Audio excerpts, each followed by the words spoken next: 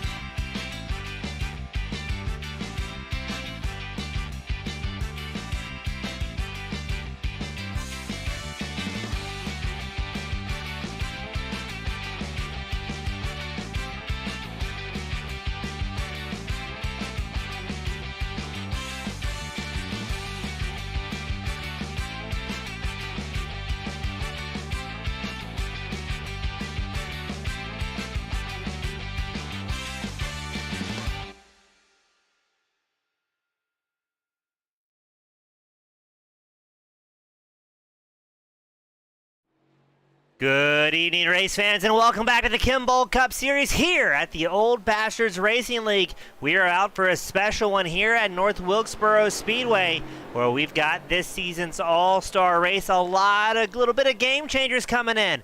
As always, my name is James East, accompanied by the world-famous Aussie, Gareth McAllister. Gareth, on behalf of Team Goon Squad, welcome back to the booth up here, bringing the action 1080p, 60 frames a second, and I'm guaranteeing this is going to be another great one here. Yeah, g'day James, it's nice to be in the booth with you once again, and welcome as always, as you just said, to the Old Bastards Racing League. For everyone watching at home as well, we love to have you, love to hear from you. Let us know what your thoughts and feelings are, as well as I'm very excited to be here for the All-Star race in North Wilkesboro, James. Yeah, I'm really excited for this one. Something a little bit different as well, where we're going to be throwing things kind of out the window. We're doing stage breaks here at OBRL, something we haven't really seen in the past. We're doing a stage break at lap 40, a stage break and another 40 laps, lap 80, and then we're going to have 80 laps to let these racers run. And as well, Gareth, we're doing EOLs throughout this race as well. And I've got my notes here pulled up. But it's going to be EOLs for the drivers who have won a race so far in 2023. For that first stage is going to be Lindsay, Moore, Ogle, and Robinson with EOL. The second stage is going to be anybody who has won multiple races this year. That's just going to be Robinson. And then for the third stage, it's going to be previous Cup Championship winners also get an EOL. And surprise, it's going to be Robinson. Yeah, Robinson has been truly a force to be reckoned with every single season, and we've seen this season as well, with the most wins out of any driver so far this season, I believe at 4. So he's been doing an amazingly good job, and he's usually more of a long-run car, so should even out the playing field a little bit more for these drivers tonight. Yeah, I'm excited to see how this is going to be. I haven't seen these guys race North Wilkesboro in quite a long time, so going to be very interesting to see how things shape up and what's going to happen out on track. As we're going to get a quick refresh on the overlay here, get something dialed in on my end. Not quite. There we go. So right now it's Lloyd Moore in the top spot in that number 26 machine. We're focused in on Jeff Lyden's 39. He's crawling up into 14th. A very busy grid here. I'm seeing about 21, 22 drivers making their way out. And I've got to say the YouTube side of the broadcast getting a little bit exciting as well. We've got Dwayne MacArthur, What the Fish, JW, Mike M., Dustin Martinson all join us on the YouTube side of the broadcast. Over on Twitch, we got the Scrubby Scrub having a good time watching some turn left and go fast action. So really cool to have all the spectators come out as well. And I've got to say, a bit of a bummer that MacArthur's not out here for the All-Star race. How can you have an All-Star race without the fast Canadian? Yeah, well, that's, I'm a little bit sad about that, and I think I'm not the only one in saying that. We kind of miss him, but at the same time, he did say he's going out to meet his mama. So, that's a really nice family-oriented guy, as I'm sure a lot of these people are in the league as well. So, that's something we can certainly make time for all our mamas out there. So, certainly not something to have a go at him for, although we do miss him, absolutely. As currently, we're watching Dale Copeland make his way around the circuit during his qualifying time tonight. Yeah, Dale qualified 7th in that number 55 Chevrolet. He clicked off an 18.72, his fastest lap. He's about a quarter of a second off the pace, though. Lloyd Moore had something underneath that 26. He got way, way down as far as lap time. But Gareth, it's about time for the main event. The All-Star race is getting ready to go. And I'm going to run through the grid here. Starting on pole, Lloyd Moore. Josh Robinson starting 2nd, who will be serving an EOL. Tom Ogle starting 3rd. Michael Watts starts 4th. Courtney Nelson starting 5th. Dan Hill making his return to the Kimball Cup Series. He's starting 6th. Dale Copeland starting 7th. Alan Wanamaker starting 8th. James Waldo starting 9th. Chris Bates starting 10th. Victor Lane starting 11th. John Hinchcliffe starting 12th. Cycling it on back, Brian Lindsay starting 13th. Troy Baker starting 14th. Robert Garisco starts 15th. Wayne Hufford starting 16th. Jeff Lyden starting 17th. Kermit Gentry Jr. starting 18th. Dustin Martinson starting 19th. Bruce Pearson starting 20th. Mark Schrader will start 21st. And Daniel Edgren will round out the 22-car grid here at North Wilkesboro. Yeah, it looks like we've got a pretty decent grid. Not as huge as we have seen in a couple of races past. But it is no ordinary race, and therefore points do not count for this season towards the actual season's end. So we're going to have an interesting one regardless, though. However, the finishers of the actual stage and race winners will receive playoff points for the season's chase. So I'm not exactly sure of the distinction between the two. I must admit it's taken me a very long time, and I still can't exactly wrap the head around what Dwayne MacArthur was thinking when he wrote that passage, as it's a bit confusing, but regardless, I think it's going to be a great one to see, regardless of whether points are in play or not. Yeah, I mean, these guys come out each and every week multiple times throughout the week as well. I mean, racers race, so that's going to be an exciting one. We've got What the Fish. He's rooting for the 12 and the 10 tonight, wanting to see a new race winner, and that could be a contributing factor. So maybe some drivers pushing a little bit harder than they have in the past. I don't want to say there's less on the line, maybe a better incentive to go fast early on. And already you're seeing some drivers such as Lloyd Moore pull over to the side, serving that EOL. And Gareth, you might have the inside scoop here on the EOLs from your screen on who's all going to be serving one. Yeah, we've got Brian Lindsay, Joshua Robinson, Thomas Ogle, Dwayne MacArthur, Greg McDaniel, Lloyd Moore, and Eddie Jones were all scheduled to give away an EOL at the start of this first stage, but I believe quite a few of those drivers have not shown up tonight. So we have Brian Lindsay, Lloyd Moore, and Tom Ogle, the three that are going to take the EOL for the start of stage 1 here tonight. Now, Gareth, coming into this race, we're running to the first stage. Who's your odds-on favorite to bring home the first stage win here at the Kimball Series? Because I believe, I mean, I've been calling these races for a couple years now. I believe this is the first time I've seen stage racing for this group. Yeah, well, it's going to certainly throw a spanner in the works. And you know what? My money is actually going to be on Victor Lane. I know he's maybe a little bit of a long shot. He's back there sitting in the 7th position right now on that inside line. But I think he's going to have a good shot at it. I have a good feeling about this kid, and I guarantee he's going to be up there before the stage is over. Yeah, this is going to be a good one. It's going to be Michael Watts, Courtney Nelson on the front row after drivers have served the EOL. The pace car is in, and look at that. Nelson with an absolutely massive launch. And the number 30 machine very quickly takes over the race lead here. And that's going to leave Michael Watts kind of in the hot seat. He's got Dale Copeland, Dan Hill, and James Waldo right behind. And already it looks like some drivers starting to lean on each other. Yeah, it's looking very, very tight racing indeed. As you can see, Wanamaker as well there, almost having a go at Waldo just in front. But very good looking camera angles here as well from you, James. So James East providing the camera angles for you tonight, clipping through the wall. Great job, James. As we're on board right now with Dale Copeland. Just in front of him, there's a lot of issues with Dan Hill having a little bit of internet connectivity problems. Hopefully that doesn't serve him in the worst of ways here tonight. Yeah, everybody's got to be real careful behind Hill, especially Copeland, not knowing where that number 7 MXPX back Chevrolet is going to kind of reappear at, but keep an eye out. Michael Watts starting to charge forward against Courtney Nelson. Watts clicks off the fastest lap of the race in 18.7, and I'm excited with these stage breaks as well. I think this is going to incentivize drivers to really push hard early on, and looks like Watts looking for any sort of weakness he can against Nelson as he slides up the inside, but Watts gets loose and crashes into the inside wall. The caution is out here at North Wilkesboro. There was not much you could really say about that one apart from just getting a little bit too hot and heavy. And yeah, just losing the rear end just a little bit, and just a bit of a tragic end to the start of this one. But hey, he's still in it. Absolutely, you know, down but not out. Michael Watts sitting in the 9th place right now. We're going to get that replay queued up of Watts taking a bit of a spin there in the 84. You can see he goes way down low to try and get some sort of drive against Nelson.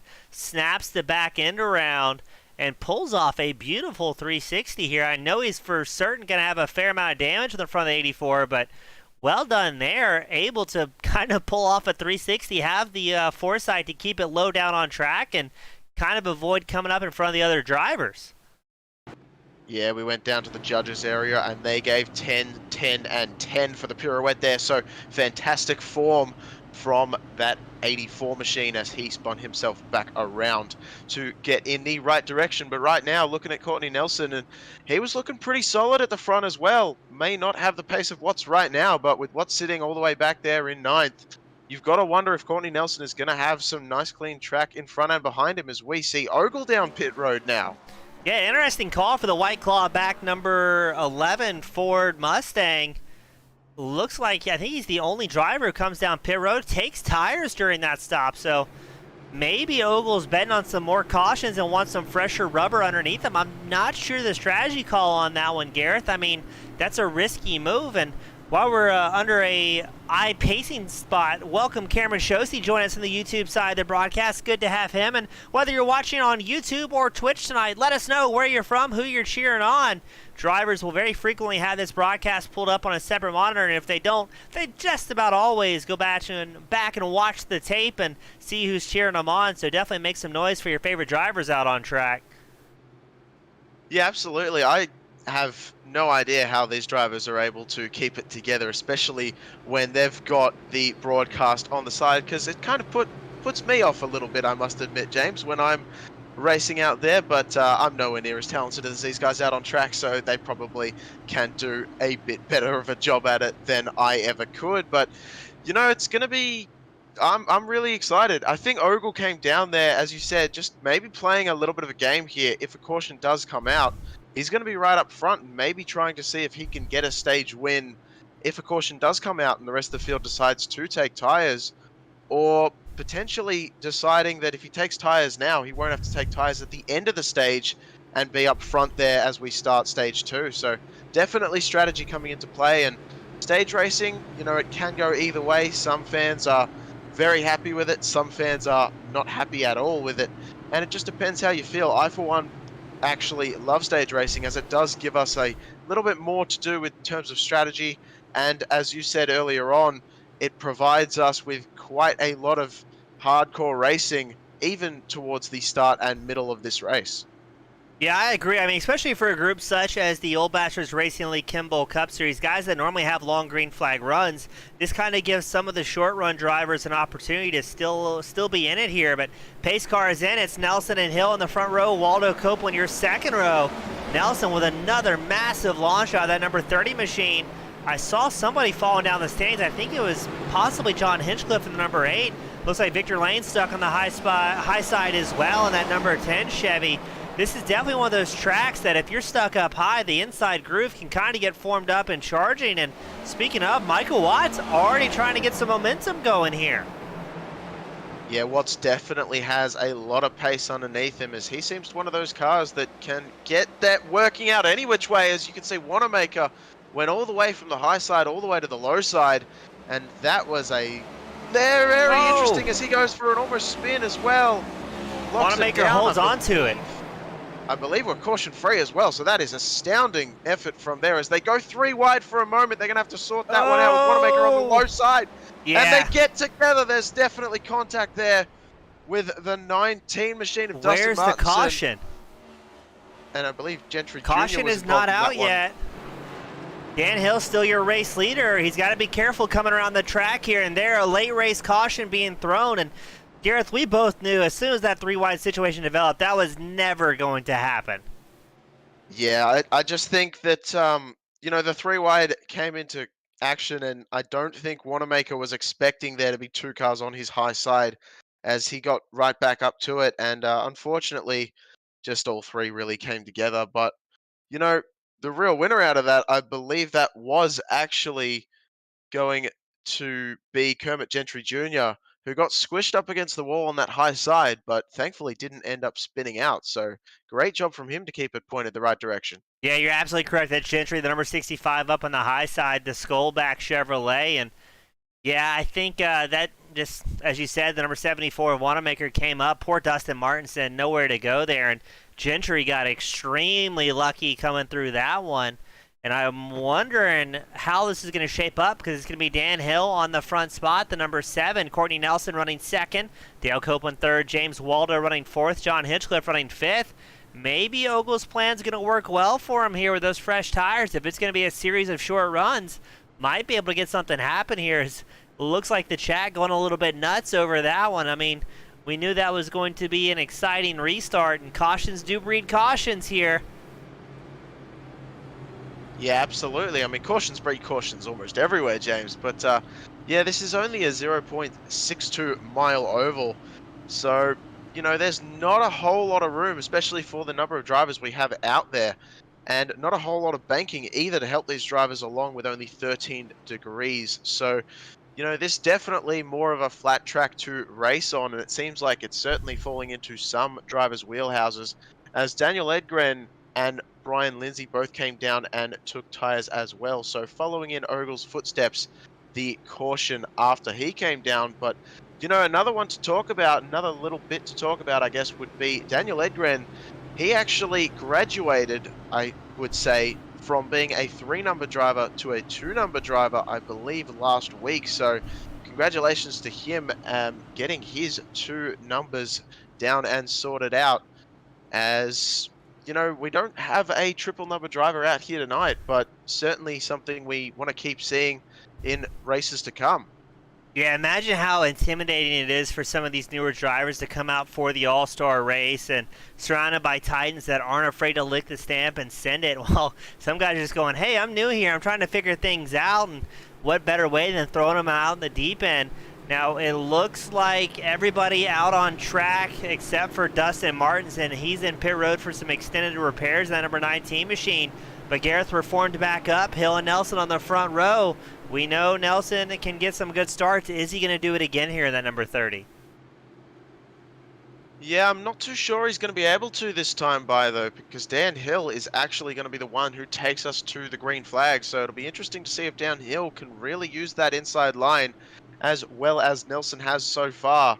And I guess push comes to shove, only time will tell as the pace car makes the hard left turn onto pit road. And we get ready to send him out once again. Dan Hill gets a nice jump, and then Courtney Nelson once again, like you said, on that outside line somehow gets the power down very, very well. They're still going to be too wide out of turn 2, but it looks like Dan Hill is going to take the advantage so far heading into 3. Yeah, great start from Copeland repeatedly. Courtney Nelson, John Hinchcliffe also up in the mix. Waldo running 5th in the number 89, but Hill's got the clean air in front of that number 7 machine. Oh, there's some bumping and grinding going on back here. It looks like that was number 30 of Nelson getting a hearty shove from behind as we're 3 wide once more. Watts is in the middle of that number 84 machine. He's got to be careful. He's got a Hinchcliffe to his inside. Watts backs out of it, goes low. And it looks like that's going to be, I think, Robert Garisco, the number 28 machine, getting his mix in there, as well as the 89 of Waldo getting a great drive. These guys are going hard very early on, and only 18 laps until the end of the stage break. Yeah, well, that is exactly why these guys are going as hard as they are, as Lloyd Moore in the background goes for a spin into pit road, it looked like.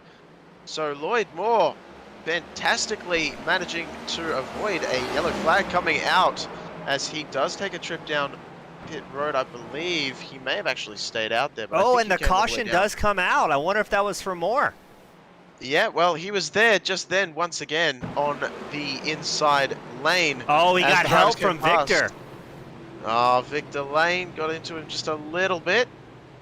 And no, Lloyd Moore backed out, so he didn't have to come down pit lane. Interesting. And I wonder if almost that's... looks like he was waiting for the caution to come out there. Yeah, I don't think he tried to force the caution, but definitely a good call. Yeah, it gets a little bit of a boop from behind from Victor, and oh, that almost got terrible real quick for the other drivers out on track. Great job and mindfulness from Bruce Pearson there to just not quite get into the back of Lloyd Moore as he went for a spin and cut across right in front. So what's going on here, Gareth?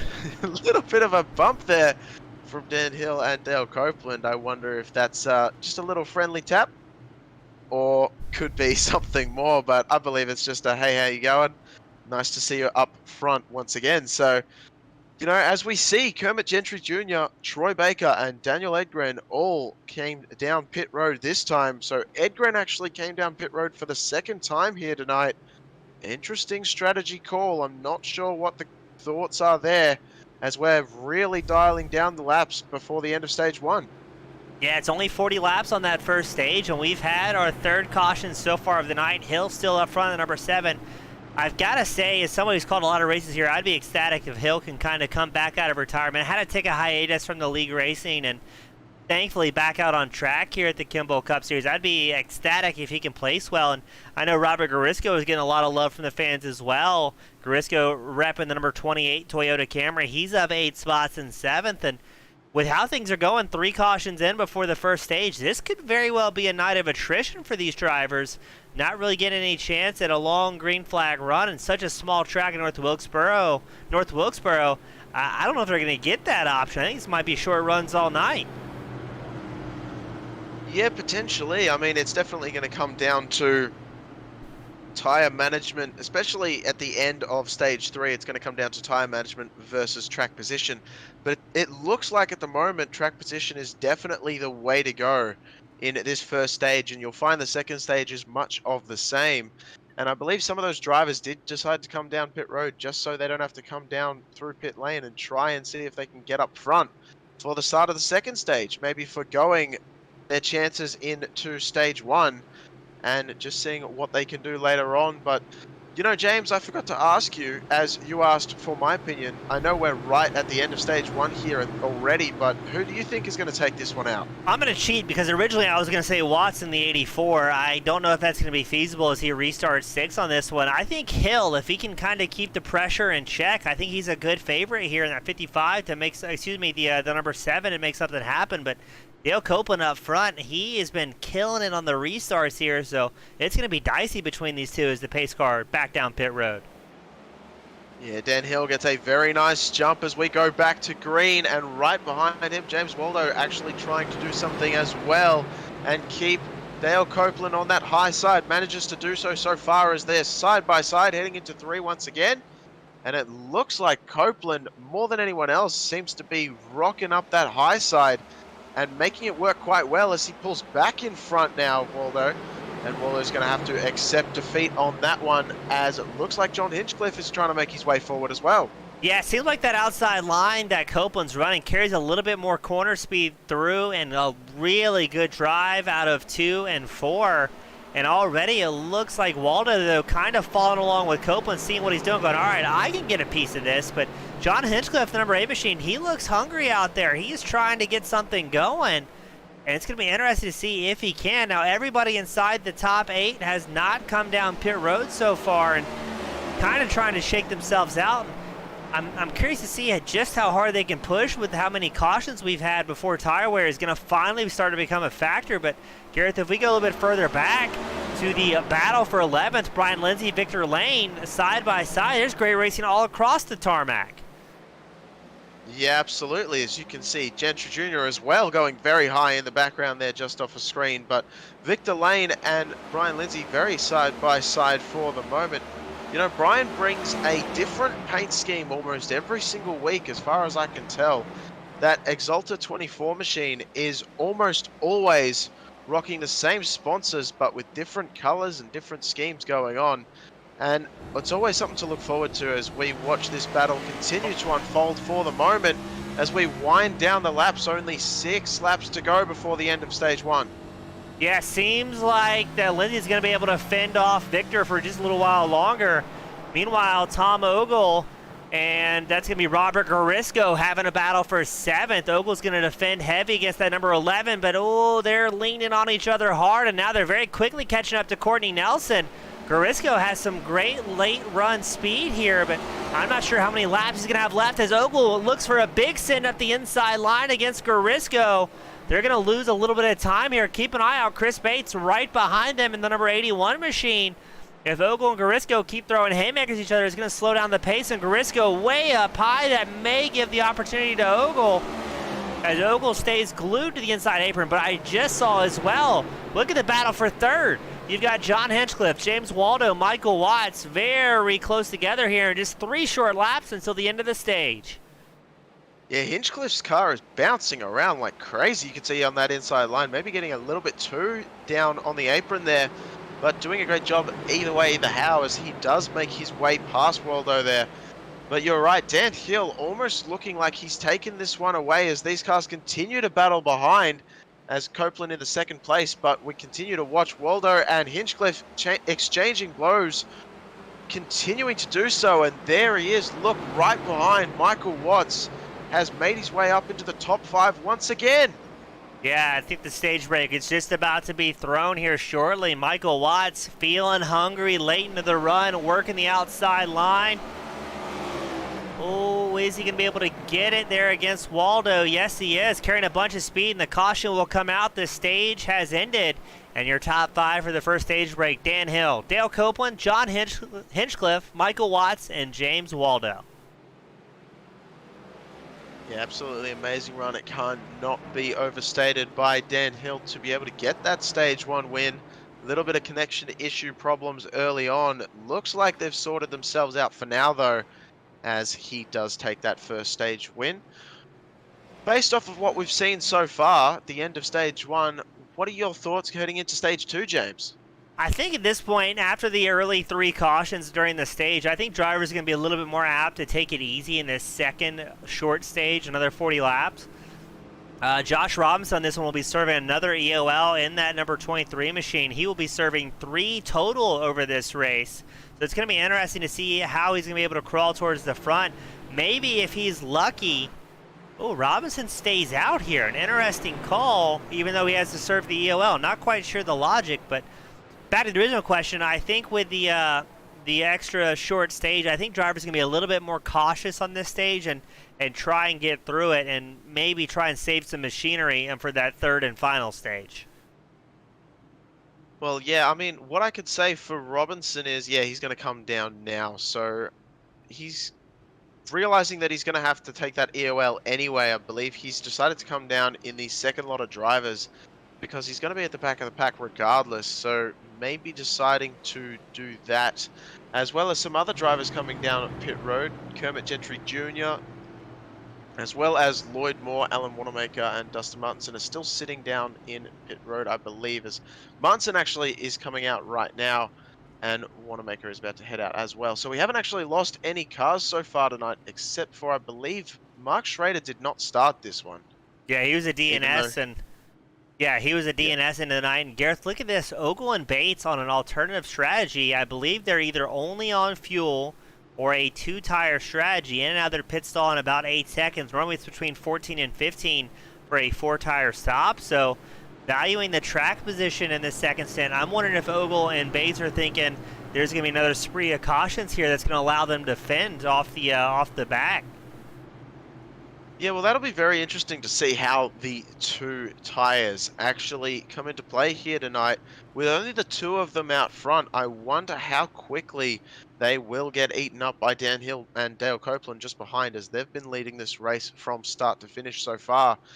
But we'll see just how well. I mean, we know how good Chris Bates and Tom Ogle both are, especially when it comes to staying out front of these races. So we'll see how well they do, as well, only time will tell how they're able to stay out there. But, you know, 2 tires versus 4 may actually be the way to go here for the second stage. Yeah, a lot of these guys have a ton of experience with tire management. We've seen so many regular season races kind of won or lost on tire saving strategy. So I wouldn't be surprised to see Ogle or Bates feeling pretty comfortable if they only took rights in this case, and maybe very used to how the car is going to react with a 2-tire stop. But the pace car heads down pit road. The start's going to be on Ogle. Away he goes in the White Claw back number 11. This is going to be tough for Copeland and Hill. Fresh tires underneath them, a little bit looser and freer car. And the 2 drivers up in front might be a little bit slower, but very quickly Bates hops in line behind Ogle.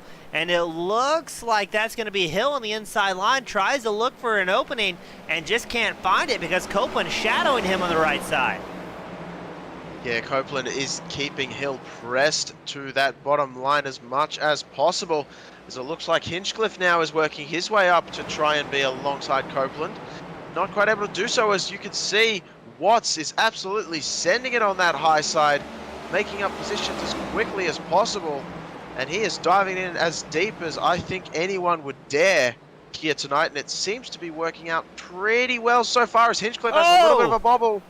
Comes up and almost gets into the size of Waldo, but thankfully nothing doing there, and we keep going in the right direction for now. Yeah, I thought for sure there was an incident happening. And talking about Watts, how deep he goes, we always jokingly called him the road race ringer in that number 84 machine. Absolutely phenomenal on the brakes, knows how to really slow down a big old NASCAR. And these guys, I mean, Watts is kind of showing it what it's worth here at North Wilkesboro.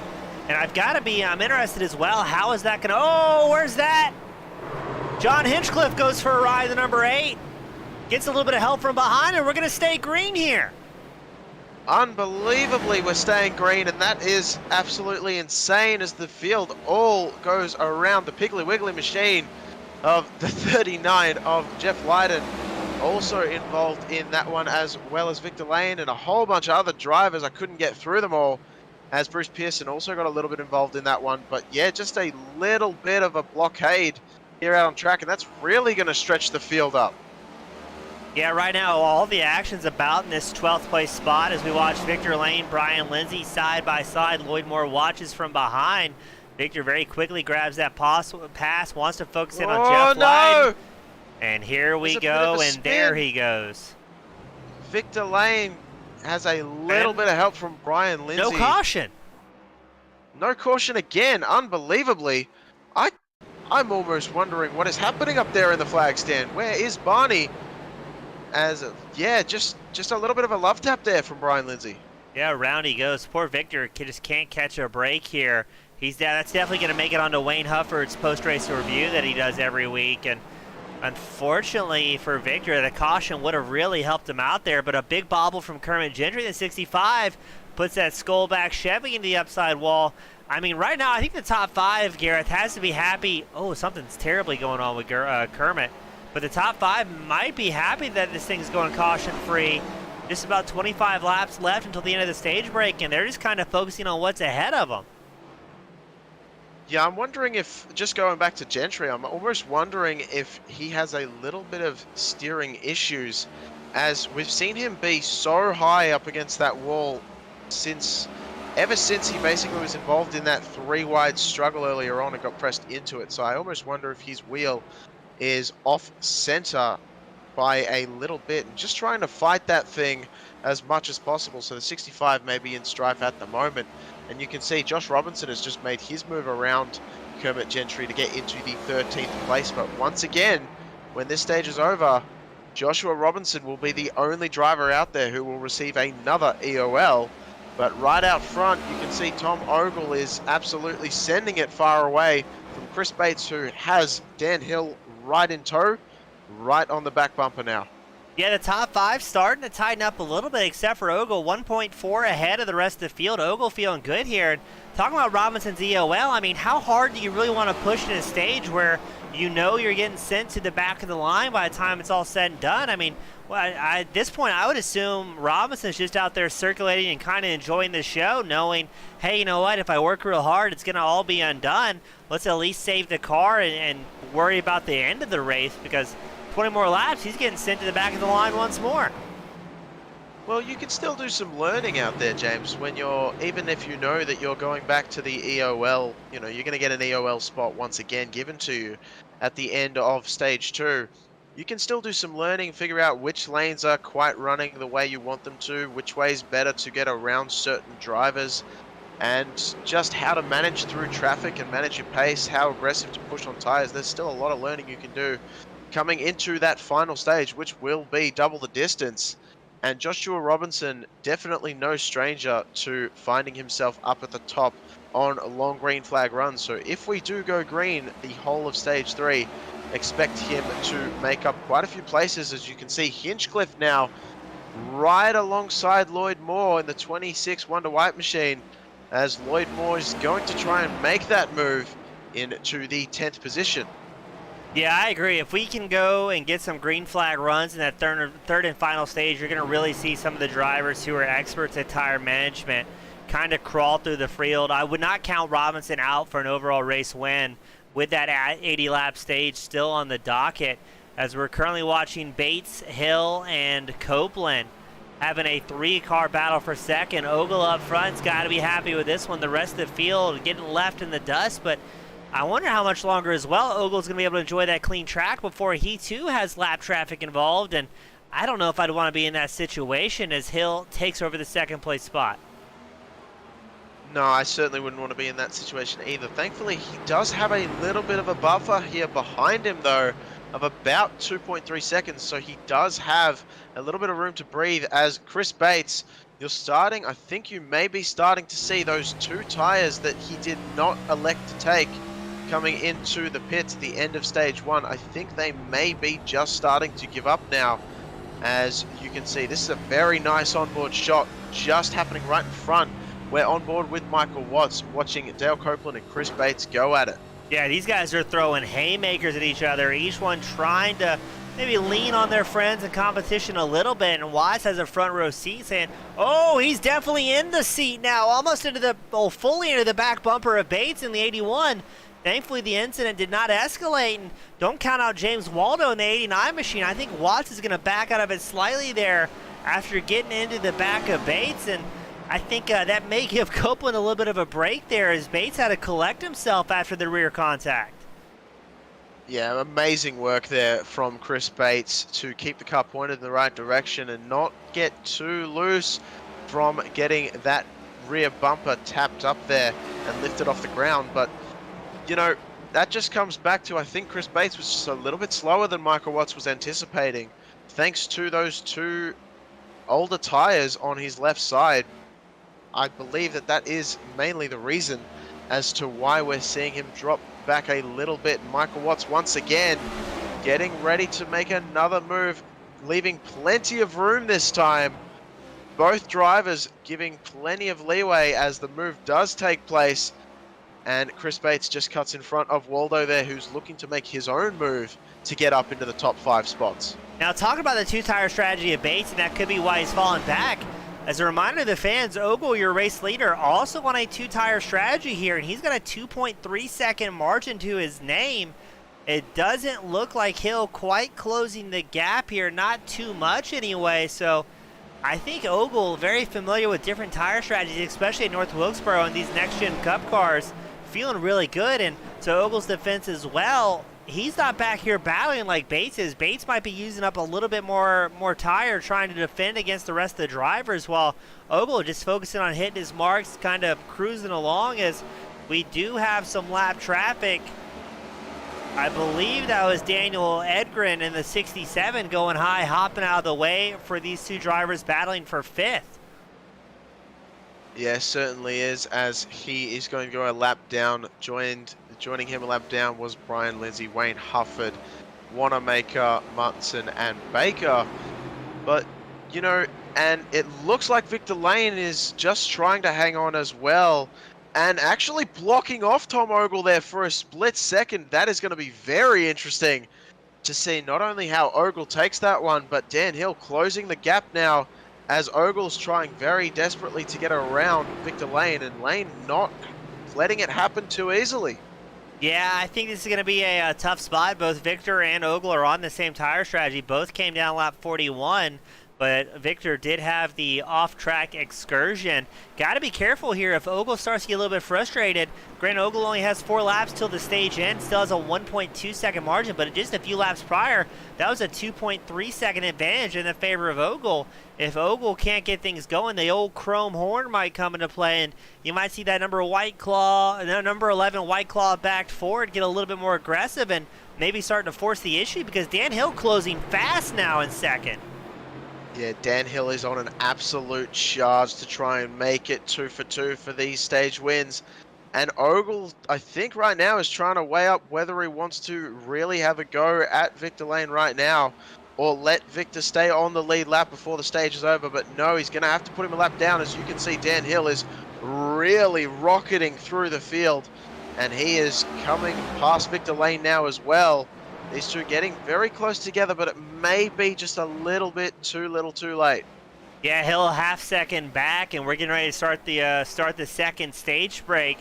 So I don't think Hill's going to have the opportunity to track down Ogle, but man, gotta hand it to Ogle here. That two-tire strategy worked out really well for the number 11, and as he makes his way through 3 and 4, I believe it's safe to say Ogle's going to get the stage win here. And yes, the caution comes out for the stage break. Ogle brings it home, but man, Hill got very, very close over that run. Yeah, very close indeed. As you can see, the iRacing pace car is just absolutely rocketing through the field. You see that? Almost four-wheel drifting that thing around. Fantastic drive from him. As coming down pit road, we've got a lot of the leaders. Yeah, I think Victor might stay out here to try and get a lap back. I think Kermit Gentry will most likely do the same. James Waldo staying out. Look at that. That is a brave move, Gareth. Yep. I wonder if he's going to come down the second lap once again, as we've seen Josh Robinson just behind there. He came down the second time by, so I wonder if Waldo's going to decide to do that, or if he's actually going to try and stay out the entire time. It will be an interesting strategy call if he does. And no, he's staying out here. So choosing track position over some fresh rubber, and we'll have to see how that one goes as we head into stage 3. Double the distance of the first 2 stages with 80 laps. Yeah, I don't know about this call. Waldo's going to be in a precarious position. Jeff Lyden also stay out in that number 39. Although, trying to see here. There's Lyden way back. Yep, so we got a little bit of lap traffic. That's Brian Lindsay up at the front trying to get a wave around, I believe. This is going to be an exciting move. I mean, he's on 39 lap older tires than the rest of the field. I don't know how well that's going to work out here for Waldo, but he is getting the TV time. He's getting his sponsors on air and getting some laps led here at the historic North Wilkesboro. But he's got Jeff Lyden, Tom Ogle, Dan Hill, Dale Copeland, John Hinchcliffe, who's going to be starting right behind that 89 machine. We know they're all extremely quick on the start. Waldo has to be careful not to get run over here in that Folgers backed 89. Yeah, it actually has to be said that Jeff Lyden in the Piggly Wiggly machine, that is actually... He has pit on the exact same lap as James Waldo, so those two are both as old as each other when it comes to tyre wear. A full 39 laps older than Tom Ogle and Dan Hill starting in the second row behind these two. So I'm not sure how well that one's going to play out, but certainly we're going to get ready to watch how it all unfolds. And James, what are your thoughts heading into the third stage? Is Ogle going to have another dominating run, or is it finally going to be put to bed here? I'm very intrigued how this is going to work. We've got 2 drivers with old tires in the front row, drivers on that second and third row, brand new tires, and more importantly, drivers that are not afraid to be aggressive. It's a much longer run, so we should be able to finish this on a tank of fuel if everything goes well, but I am not optimistic we are not going to see a caution, especially with these drivers out front. As the pace car comes in, Waldo and Lyden get on it as quick as they can, and I think we're about to see a little bit of carnage here at North Wilkesboro. Oh, Lyden goes way out the field. It looks like 3 wide, a little bit further back. Going to have to form it up, and almost with Bates. And it looked like Moore as well in the middle of that for a split second. And you can see Ogle already charging to the front and trying to take that lead spot away from Waldo. Yeah, I mean, Ogle very quickly up front. Waldo, we didn't expect him to be able to hang too long, but I'm almost wondering if maybe those 2 drivers were banking on an early caution, even if they had to help bring that to fruition themselves, because now they're very quickly giving up that track position they so desperately sought after. As Ogle in the top spot, Copeland works up to second. Here comes Dan Hill into third. I mean, those are the 3 drivers we kind of expected to be in here, but I think if something doesn't happen, if Ogle's allowed to get clean air and get kind of break free of the track, this could very well be Ogle's race. Granted, it's way too early to call that with over 70 laps left to go, but this is not what the rest of the field sees as Hinchcliffe has another moment there in the number 8. Yeah, it looked very dicey. Gonna be very dicey once again, as Moore is not taking any chances either. And Moore is trying to make his way go through the field as quickly as possible, as well as Garisco sitting right on the back of Bates. And it's getting very, very dicey already, and we've only just started the third stage here, James. Yeah, this is, drivers have got to remember, it's still a relatively long way to go. As It looked like 3 wide behind them as well. Sorry, James, just in that second back forming up. I think that was Robinson, Lyden, and Pearson. Now Robinson, that was his final EOL, so he's allowed to charge towards the front. Currently, he was about 13th or 14th at the beginning of that race, so he's going to really try and hammer down on that 23 machine. Whoa, Lloyd Moore with a little bit of spin. Well, as he... Oh! That's the number 19, Dustin Martinson. Robert Garisco showing involved. Oh, the... Whoa, lucky that pace car phased through, I swear. Lloyd Moore really struggling to get that car back onto the racing surface. Let's get that replay queued up here to see what happened to Moore. We saw him, this looks like it's going to be a solo incident. What a long crash. No. Oh! Wait, there it is. Insult to energy from Martinson. Be laughing. Yeah, sorry, James. It looked like Garisco just absolutely nothing going his way right now, as he just got absolutely blasted there by Lloyd Moore, hitting the grass and just coming up and unfortunately just tagging into the rear bumper, just absolutely obliterating Garisco. Yeah, Garisco, heavy damage in the front left and right rear, and I think that was the only incident for the number 28, but we're going to have a lot of drivers coming down pit road as we are under eye-pacing conditions. Now, it looks like your top, let's call it top 10, top 9, opt to stay out. Daniel Edgren down pit road, Alan Wanamaker with an extended stay on pit road. Looks like Kermit Gentry also going to come down. Now, this is going to be a little bit late for those drivers who desperately needed a caution after staying out for the track position. And we did get a report that Dustin Martinson unfortunately DQ'd from that one, hitting the incident limit, so hating to see that for Martinson. But I've got to say, and Jimmy Barnes kind of brought it up, looks like the caution was a little bit quicker to come out for that one from our iRacing officials. So if there's one positive during that incident, we at least got that going for us. Yeah, absolutely, as it's very dangerous to wait for those yellow flags to be thrown, as we still have a very hot track with a lot of cars coming through. So it was very good to see the yellow being flown as quickly as possible, as we have right now Lloyd Moore, Wayne Hufford, and Alan Wanamaker down pit road. Wanamaker has been in there for a very extended stay for the moment, so he may be done and out of this one. But you know, certainly this is getting very, very dicey. I think a lot more beaten and banging than I'm used to seeing. Maybe that's North Wilkesboro, maybe it's stage racing, I'm not quite sure, but it's definitely shown its hand here tonight. Yeah, I'm going to be curious to see how this restart goes. You've got Ogle and Copeland on the front row, Hill and Watts your second row, Hinchcliffe, Nelson your third row.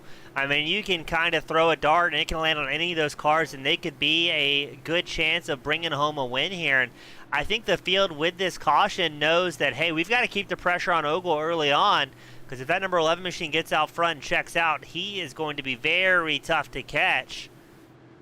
As it looks like the safety car down pit road, and we're going green flag racing. Oh, Ogle checked up the field on the inside line. Dan Hill not probably too happy with that one, as Dale Copeland is going to take over the race lead for the moment. Oh, and Ogle around goes Ogle! The favorite has gone and spun himself onto the grass. No caution as of yet. I'm not sure where Eddie Jones in the world is right now, but I know he is going absolutely crazy watching the broadcast, and this could be the saving grace for Dale Copeland, Michael Watts. We've also got a report Lloyd Moore with another off-track excursion. The caution's still not out. Lloyd Moore takes a tow back to pit road. We're not going to bring out a caution for the 26, but let's go a little bit further back to Dan Hill, who absolutely has his hands full sitting in the fourth place spot. Yeah, he has company from everyone around him. Courtney Nelson just ahead with Bruce Pearson and John Hinchcliffe right behind. And Bruce Pearson, another one of those drivers that looked like Heels goes around. Hinchcliffe gets a little bit involved. No! Bates comes in out of nowhere. They're spinning all over the track. Barney is waving that yellow flag like there is no tomorrow. Yeah, this is, I don't think there's going to be many drivers here at the end of this after the incident limit. Let's focus in on Chris Bates, the number 81 machine. Oh, he has his own contact with the 39. But that was really two different crashes there, Gareth. Hill had the solo incident. Bates got into the side of Jeff Lydon. And then things just start to get complicated. Now, somewhere out on track, and there's a third crash. James Waldo has an incident. What's going on here? Wonder. Oh, just keeps off the back. Waldo gets Robinson. dumped by Robinson. And Robinson spun as well. What is happening? Oh, Brian Lindsay gets involved. The hits keep coming at the OBRL Cup Series All-Star race here tonight, James. Like a 1986 Share concert, Gareth. We've had more hits than you could possibly believe, and that's going to leave 7 drivers out front, opting to stay out. The rest of the field comes down pit road, and Man, this is going to get really, really dicey. These drivers don't have, I think it's only a 12x incident limit, so I think very shortly you're going to see drivers getting sent back to the virtual hauler. As I mean, it's a long list of drivers who are out. Lloyd Moore, Robert Garisco, Dustin Martinson, Troy Baker. We still don't know if Alan Wanamaker is going to get out on track as Tom Ogle and Chris Bates roll out of pit road, but I don't think there's going to be many drivers by the time this thing's all said and done. Yeah, no, it's definitely going to be one for the highlight reel here tonight, as Michael Watts is found himself up front, and you know, he was a shoo-in almost for the stage win at the first stage, getting a little bit involved in incidents and falling all the way back. I wonder if he is going to be able to take that home to victory lane here tonight, James. Yeah, this is going to be interesting. Now, Ogle still showing 13th out on track, comes back down pit road for repairs. I'm not sure if he's going to stay on the lead lap here. It's going to be very, very close as the field catches up. That should just put 13 drivers on the lead lap if Ogle can get out in time. I don't know if Ogle got out in time. I think he's going to be down a lap. Yes, he is. He has to sit the pause of shame waiting for the field to go by. Yeah, that is going to be absolutely devastating for Ogle, our favorite out here tonight that was going to take home the win, as he started up at the front from the start of third stage really onward, but unfortunately not going to be the case, as we get told by Pac-Man CT, content. Jeremy Mayo also saying Ogle has lost that lap. Dwayne MacArthur bringing about Robinson, Ogle, and Hill all wreck in 5 laps. And he is absolutely right. All teammates in Team Miata, they're all gone within 5 laps. So that is definitely a story development. Yeah, I think it's anybody's guess at this point. We're showing 12 drivers on the lead lap. It's going to be 12th place, number 75, Wayne Hufford, fighting to stay on the lead lap. But, I mean, Lindsay, Edgren, Hill, Ogle, Moore, all down a lap. Excuse me, Moore is already retired back to the virtual hauler. But as we go green again, Garrett, they might still have a chance of redemption. 55, 54 laps left to go, and I still think plenty of time for another caution to come out. Yeah, plenty of time as Michael Watts takes the field. It looks like everyone's stacked back up there a little bit further back in the 5th place spot, being handed around like crazy, as Victor Lane does manage to take it. Looks like Dale Copeland has come down pit road under green, potentially serving a little bit of a penalty. Not sure why he would come down so early, as Kermit Gentry looks like he may have actually got things dialed back after having that incident earlier on. And he's looking pretty racy as well as he tries to make his way around the 39 Piggly Wiggly machine. Yeah, Kermit's wicking it up here. He's up 13 spots from where he started. Hard Charger out on track. Still Bruce Pearson, number 22. He's up 17, but race leader Michael Watts just clicks off the fastest lap of the race in 18.5, so he's feeling good here and really enjoying the clean air in front of him. We've also got a battle for second between Courtney Nelson and Bruce Pearson. Where did Pearson come from on this run?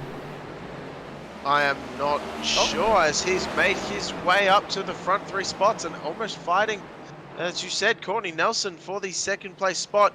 And look who's lurking not too far behind in this pack. Josh Robinson, who we just saw had that little bit of a spin. We know he's got long run pace. He's in this mess at the moment, but if he gets some clean track around him, get ready to see him work his way to the front. Yeah, I wouldn't count Robinson out of this one for sure, as he's trying to work alongside Victor Lane. Looks like he makes the pass just ahead of them. Kermit Gentry, James Waldo, relatively nose to tail. Waldo takes a peek to the inside line, looking for that 4th place spot, but very impressed with both Bruce Pearson and Kermit Gentry having some good pace. But oh no, another caution, and this time it's Dan Hill in the number 7. Oh, Dan Hill once again trying to get it turned around and just hits that outside wall. A little bit of a nudge with his nose there. It's going to be wait. Whoa! It was Ogle behind, was it? It looked like Ogle. It was Ogle. Enhance. So we've got Ogle in the number 11 machine, but it looks like a whole separate incident. I don't think he got into Hill. Oh no, Lindsay's coming though. Oh, Lindsay with avoidance. Yes, great job skated there. Through that one. So Ogle with a hard hit in the wall. But what happened to Hill here? As the field start checking up, the number 39 a little bit offline there. Yeah, Jeff Leiden a little bit up high. Oh, just No, gets had loose nothing and to do with loses it. Well, I wonder if we're starting to see tire wear playing a factor and rearing its ugly head. And I wonder if that is the reason why we're seeing so many drivers losing the rear end seemingly out of nowhere. As Yes, Kermit Gentry Jr. now takes it down pit road. yeah, this is interesting. I mean, we've got 46 laps left to go, and it looks like Ogle takes a tow back to pit road, so he's going to be done and out of this one. The number 11 machine putting it back in the hauler. But very interesting to see two different crashes kind of develop, really separate from each other. And Dwayne MacArthur and the rest of his team, who is in the peanut gallery tonight, not on track, so I'm not sure if that makes the opinions more or less valid, but giving a lot of grief to one of the fan favorites, Ogle, on this one, enjoying seeing the demise of that number 11. Well, I don't know if we should go that far, but definitely struggle street for the 11 machine. Some people, yeah, you're right, some people might be happy to see that one, but Michael Watt's still out front for the moment, and he's been very much enjoying the limelight as he's had a lot of free track around him. And I think that's been the biggest key so far. We saw the same thing happen with Ogle out front earlier on in the second stage. Once you get out in front by about half a second, it seems like it's very hard to close that gap for those cars behind you, especially if Courtney Nelson and Bruce Pearson start getting involved in their own battle for the second position. We may see Michael Watts run away with it here tonight. It's going to be interesting. The top three drivers, last time they were down pit road was a lap around 80 or 81 for that stage break. James Waldo in fourth. He came down pit road on lap 92. But Josh Robinson, John Hinchcliffe running 5th and 6th. They came down pit road on lap 101, but you've got a few guys at the back of the lead lap that came in recently on lap 112, 113. They've got 4 fresh tires underneath them. They might be able to get some things going here, and it depends how well these top few drivers can do the tire management game. Is here we go, Garrett. The pace car down once more, and we are green flag racing. Yes, indeed we are, as Michael Watts takes it in deep, as we're so used to seeing. Waldo actually hits the back bumper of Courtney Nelson for a second. Oh. Hinchcliffe, Pearson, and Waldo 3 wide for just a brief moment, as Pearson backs out of that one, very smartly doing so, as Hinchcliffe almost looking like he's going to take a 3 wide again, as no, Waldo backs out a little bit, but trying to get underneath Courtney Nelson, as the high side dialing it in very, very well.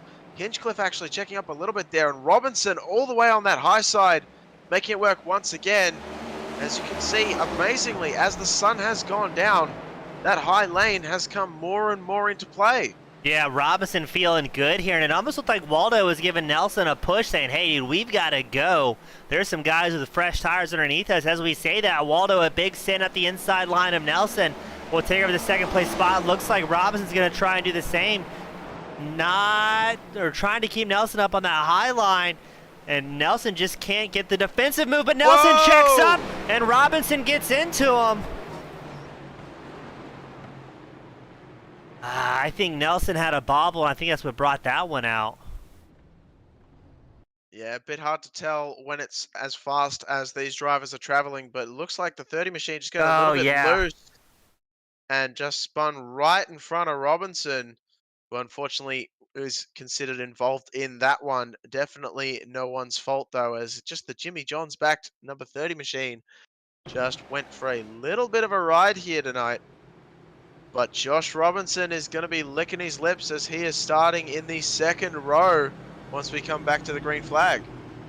Now this is going to be interesting. If Robinson felt like that was his fault, then he will serve an SPP, a self-serve penalty, self-policed penalty. I don't actually know what it means, but I do know that they have to come down pit road if they believe they were involved in an incident that brought out a caution. Now, from my point of view, I don't think I would fault Robinson on that one. We saw him checking up, but just not able to do so quick enough to avoid Courtney Nelson going for that wild ride. And Actually, I'm going to get a camera angle queued up here. I want to see while we have time under iPacing. So, wrong camera angle that we're looking for. I'm trying to find a good onboard. There we go. We're on board. And we're going to switch this over to Robinson. What are my camera angles doing? All right, here we go. We're going to watch this one in slow-mo on board the Robinson number 23 machine. So I'm looking at the tachometer here, Gareth, to see if there's any lifting. Yeah, those RPMs. There's not much lifting there. Down. Yeah. Well, I saw the RPMs. They started coming down, albeit only minutely. They did start coming down, but I can't fault him at all for that one because it just looked like, you know, it just looked like. Oh man, I'm struggling right now. But it just looked like Copeland. I believe it was Copeland. No, it was Nelson, wasn't it? Yes. I believe Nelson just got a little bit loose all on his lonesome.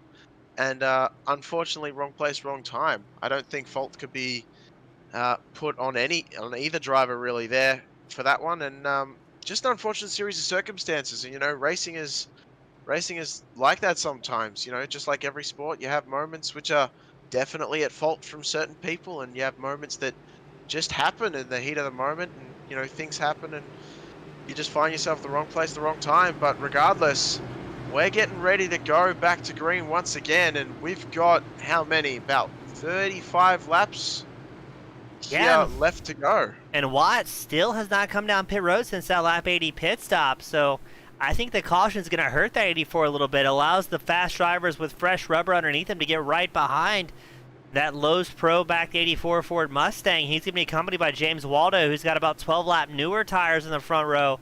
Meanwhile, Robinson and Hinchcliffe, they both came down on lap 101, sitting on that second row.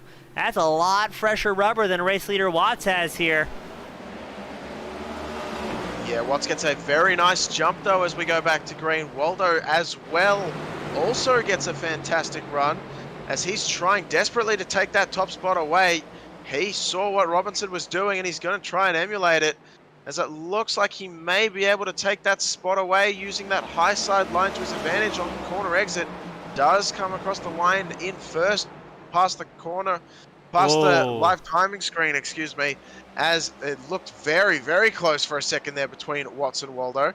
But Robinson, interestingly enough, as Hinchcliffe gets right up the back bumper, I was about to say Robinson stuck on that low side line. We've seen most of his moves be on that high side lane.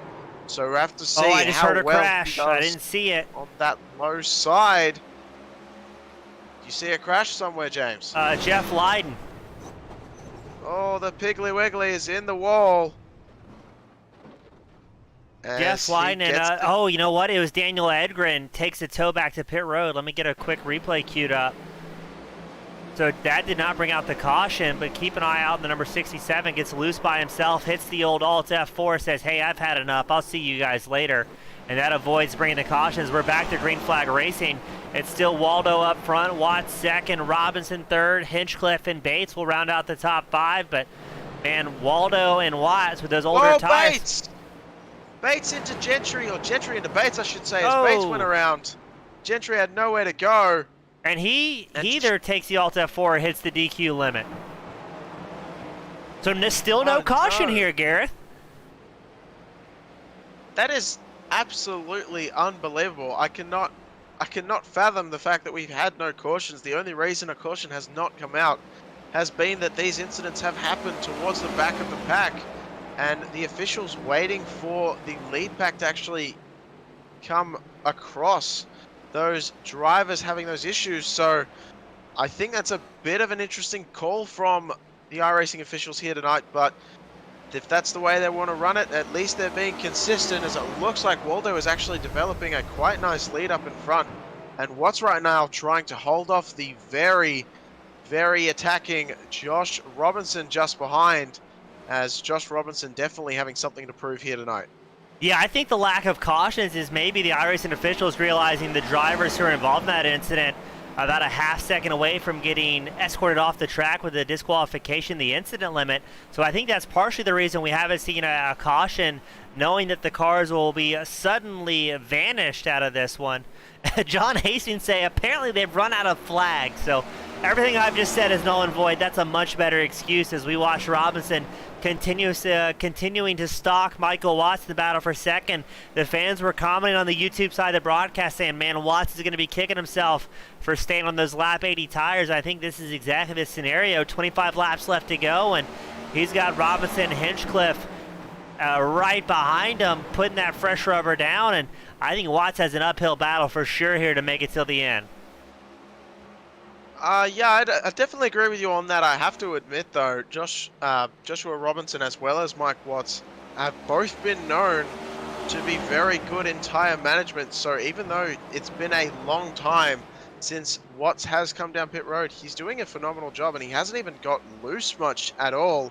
I'm sure the commentator's curse is going to hurt him now that I've said that, but he hasn't really shown any signs of tyre wear being a major issue for him at this point.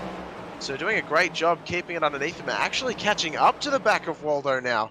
Surprisingly enough, as Robinson tries desperately to do something different, but still can't make his way around Watts. I think right now what we're seeing, Watts is giving everything he's got to keep Robinson at bay, and that's coincidentally allowing him to catch up to Waldo. I think Robinson's kind of setting the pace here from that third place spot, keeping the pressure on Watts, not giving him much, if any, chance at tire savings, and forcing that 84 to maybe carry a faster pace than he wants to, and that's going to cause Watts to burn up a little bit more tires than he was looking for. And, I mean, I think Robinson's just trying to get these guys up front to wear out their tires. But Hinchcliffe, that might put him in a really good spot as he sits fourth. He's just kind of hanging along, riding along in that number 8 machine, that Chevrolet. And that may allow him to do a bit of tire saving, watching Robinson putting the pressure on Watts and Waldo. I wouldn't count Hinchcliffe out of this thing yet either. And don't forget about Courtney Nelson. He's in 5th. He came down pit road on lap 121. He's got arguably some of the freshest tires out on track, definitely the freshest inside the top 5, and with 20 laps left to go, this could still be up in the air.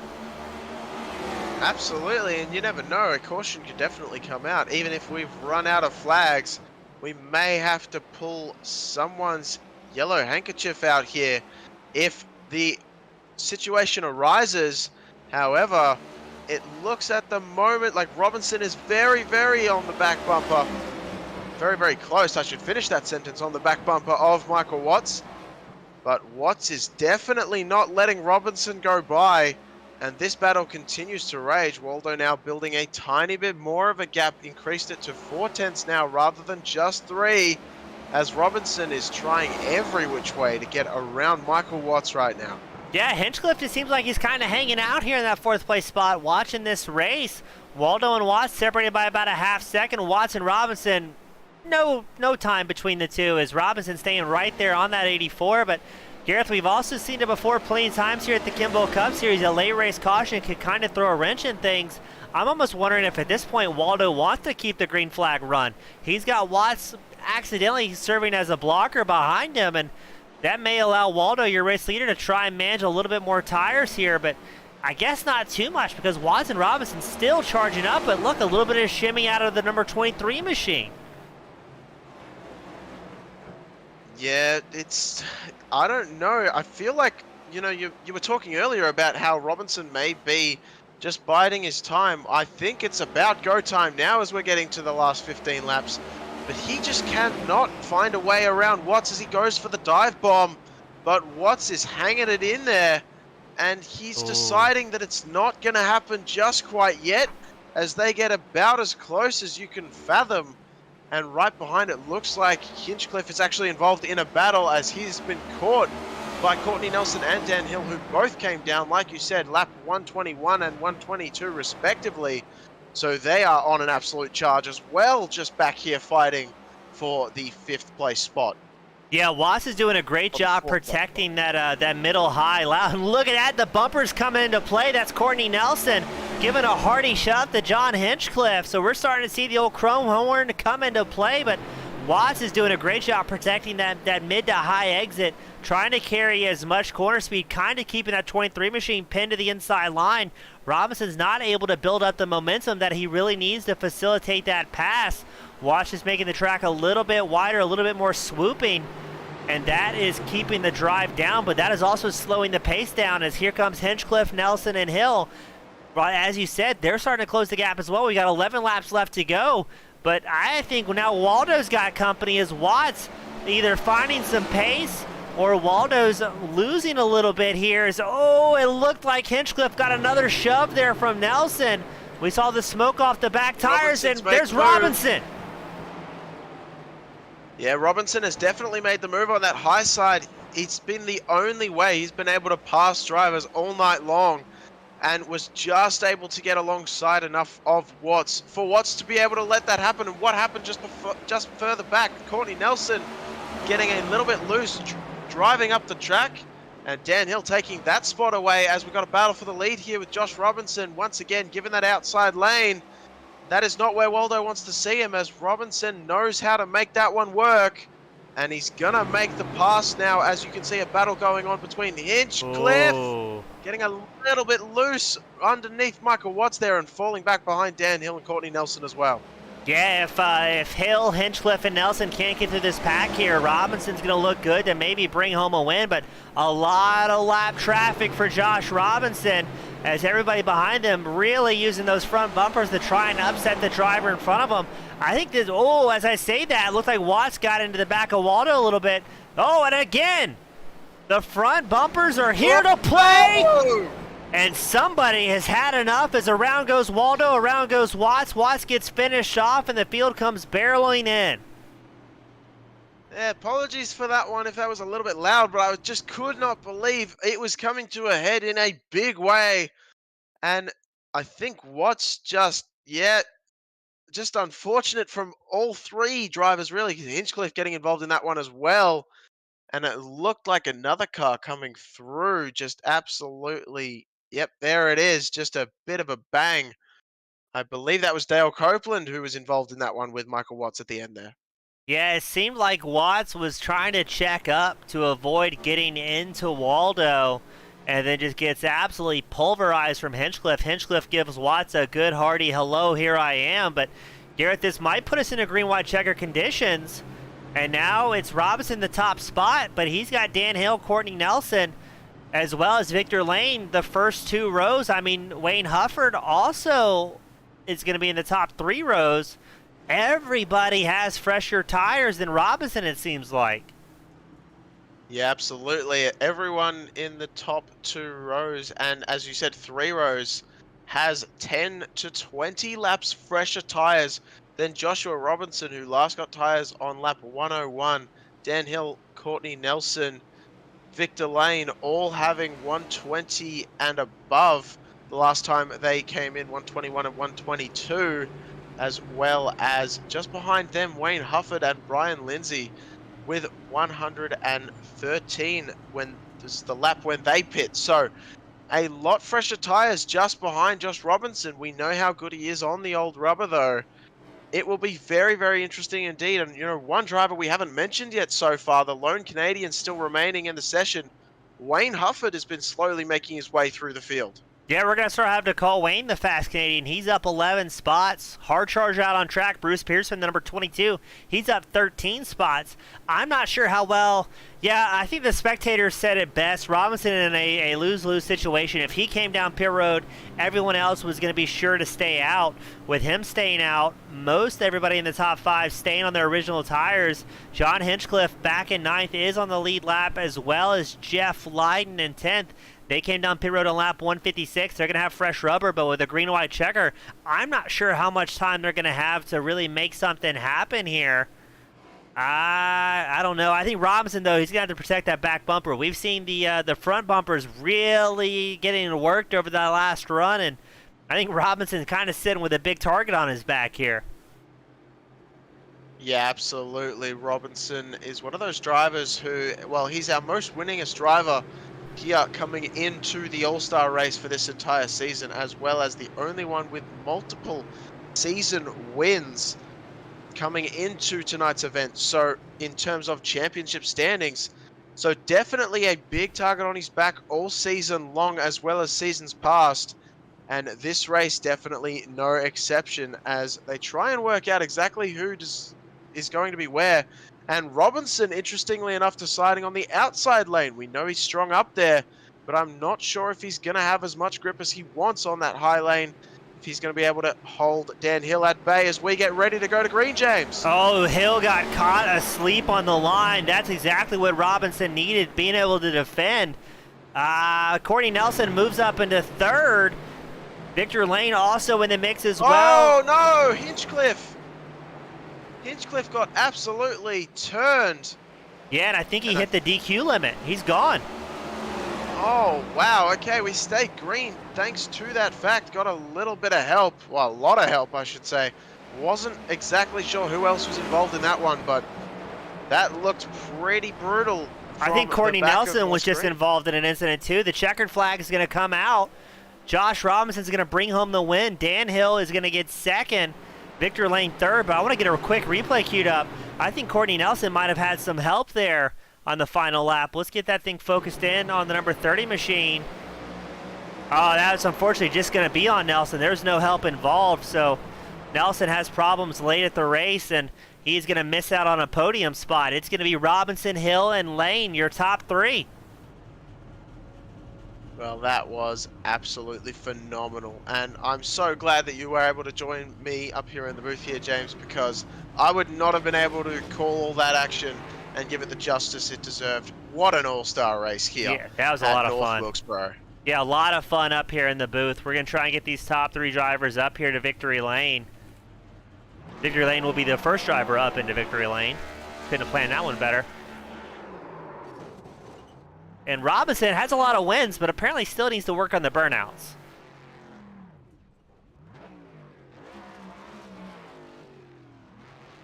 Yeah, maybe just having a bit of fun with that outside wall. We're not sure, but it certainly served him very well throughout the entirety of that race. As I said, earlier on, he was able to pass pretty much every single car he came across using that high line. And the only one to really use it the entirety of the race, when he got caught on that low side line, he couldn't seem to get around anyone. So just got lucky with the way that everything worked out, that he was able to find himself up there once again towards the end of the race. And choosing the right lane at the end there, as well as Dan Hill just unfortunately having a little bit of a bobble trying to get that power down, and it working very much in Josh Robinson's favor. Yeah, I mean, that was a great race all the way through. And I'm trying to get these top three drivers up to the Victory Lane, but that was Victory Lane's first podium, I believe, this season. Yeah, well, great drive from Victor Lane. Definitely a fantastic one from him. And, he was the driver that I was rooting for from the get-go. I expected a stage one great performance out of him. Turns out I should have just waited for stage three, as it looked like that's exactly where he was when push came to shove in the third place spot. So we're going to be very excited to talk to him in just a moment. Yeah, we're going to go ahead and get him up here in the booth as I get the cameras set up. Up first, Victor Lane joined us for the first time this season, the third place, number 10. Welcome to the top three. Welcome to the interview. What a great race for you. Thank you, man. I'm going to have to apologize now. I've been battling COVID or a cold or flu or whatever for about 2 weeks, but this is well worth the time. Well, Victor, we saw you having a great race at the start. Then you had a few spins and worked your way back up to the front. Did you expect yourself to be up here in third place? To be honest, I didn't. I would have to be very, very honest about that. The first spin was off the bumper of Brian Lindsay, but that's all good. It was Brian's a great guy. It's good, clean racing, and that was nothing intentional. So I just spun it around, kept going, and tried to keep my foot in the gas and my head in the game. Well, Victor, it's good to have you back up here the first time this season in the third place spot. I know it's been a long time coming. Hopefully you get some momentum to build off this all-star race. But before we let you go and sign off and chug some cold medicine, who do you want to give a shout out to that helped make it happen for you? Yeah, I got to take this opportunity to definitely thank my teammates, Wayne Hufford, Chris Bates, Dustin Martinson, And on the VLS racing side, my son, Luke Lane.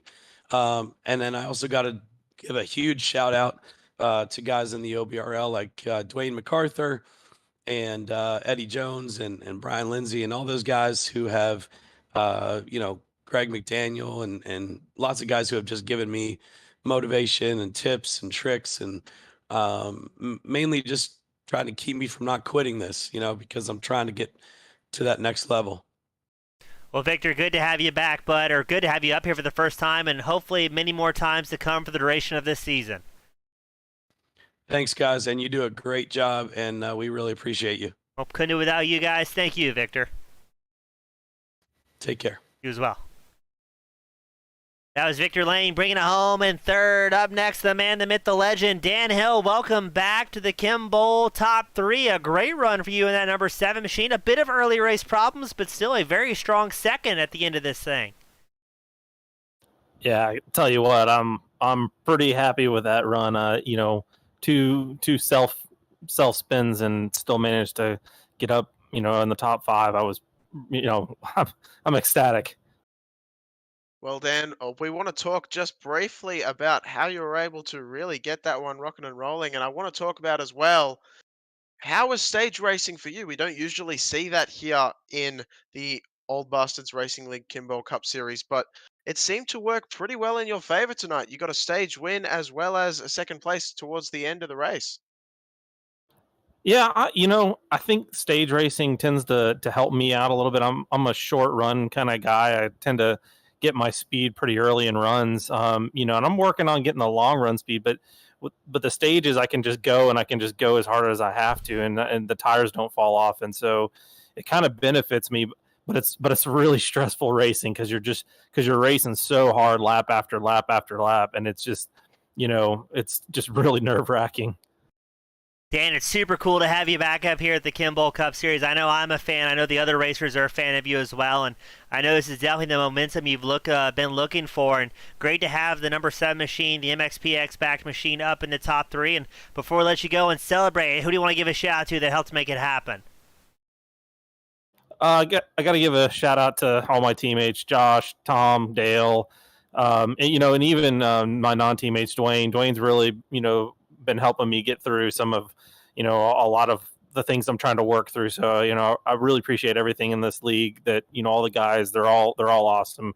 They all pick you up when you're down. So and thanks to you two. You guys do an excellent job in the broadcast booth, and we really appreciate it. Well, thank you, Dan. Good to have you back, bud. Thanks again, guys. And that was Dan Hill joining us in the second place spot. But up next, the man who had more EOLs than anybody overcame. Welcome back, Josh Robinson, the top spot and able to make it happen here at the All-Star race. How's it going, guys? Well, good to have you back, Josh. I mean, 3 EOLs, having to fight through the field, a lot of carnage out there, and not a lot of incident points, I'm sure, to spare at the end of that thing. Not at all. Had a couple little taps. I think one of them under caution, and then just some wreck avoidance there. Probably more getting lucky than anything. And if there are going to be cautions, and you're trying to get by some guys, you want to time them well, and better to be lucky than good. Well, I'll tell you what, Josh, we saw that the 23 machine was probably, in terms of body damage, probably one of the cleanest cars out there. Excuse me while I struggle with that one. But yeah, it definitely looked like the outside lane was working in your favor, and you looked like you got bogged down a little bit on the inside lane. Do you want to tell us a bit about how that one worked out for you? Yeah, you couldn't when you came off the corner, if you were running side by side with someone, you already had to be a little cautious with the throttle on exit on new tires. But if there was someone up there, you definitely couldn't full throttle it, and it would kill your momentum for the whole straightaway. So you really wanted to get up on the high side, and if you could, you could let it eat. And I think I maybe snookered Mike and Waldo there towards the end, and I think especially Waldo might not have thought I was creeping in there. Well, Robinson, it's good to have you back, man. I know that was a little bit nerve-wracking with all the cautions and the EOLs and just kind of making sure you got to the end of it, but you definitely did. You you quieted some fans who were rooting against you and the team. So a good night all the way around at the All-Star. And you've got the privilege, the pleasure, the final send-offs of the evening. Who do you want to give a shout out to that helps make it happen for you? Oh, shout out to the league, Kimball for the sponsorship, Dwayne and Victor for keeping the league rolling, and all the admins that do a lot of work. Shout out to you, James and Gareth, for these great broadcasts. They're always fun to go back and watch, and this one will definitely be a blast to go back and watch with all the carnage on the race. But just a good time. Shout out to everybody that was running tonight, because this was a little bit testy of a track. Cause short track, and it was a little loose on exit, and it was really easy to make a good day go bad in a hurry. Awesome, Josh. Always a pleasure, man. I hope to have you back up here in the coming weeks. Appreciate it. Oh, almost forgot. I do appreciate Ogo self-spinning. That helped out a lot. Classic Team Miata. Thank you, Josh. Well, Gareth, it was a wild night here at North Wilkesboro for the Kimball Cup Series, Old Bashers Racing League All-Star Race, but, I mean, just wild craziness from start to finish. Oh, absolutely, James. It was very, very entertaining, though, and I hope we brought you as much entertainment as we possibly could.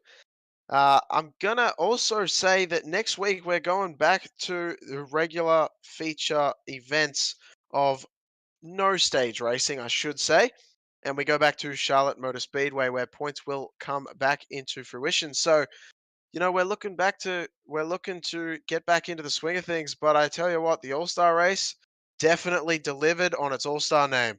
Yeah, excellent action, start to finish. Couldn't ask for a better race, a better co-commentator. Speaking of, on behalf of the Kimball Cup Series with Old Bashers Racing League, my name has been James East, accompanied by the world-famous Australian Gareth McAllister, here with Team Goon Squad Broadcasting. Thank you all so much for spending your Sunday night with us, cheering on your favorite drivers, your favorite league, and dare I say, your favorite broadcasters. We'll see you back same time, same place next week. Have a great night, everybody.